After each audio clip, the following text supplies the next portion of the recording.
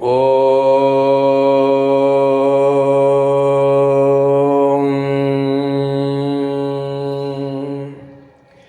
ஸ்ரீ குருப்யோ நமஹ.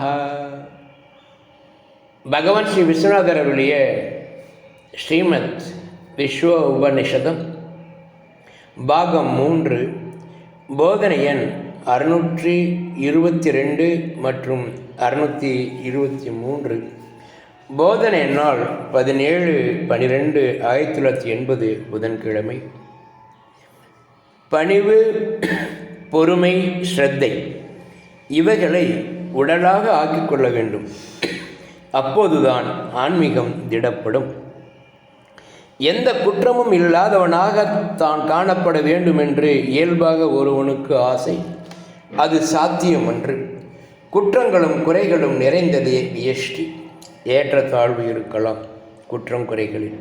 அதனால் குற்றம் குறைகள் இருக்கட்டும், சம்மதம் என்றும் சொல்ல முடியாது.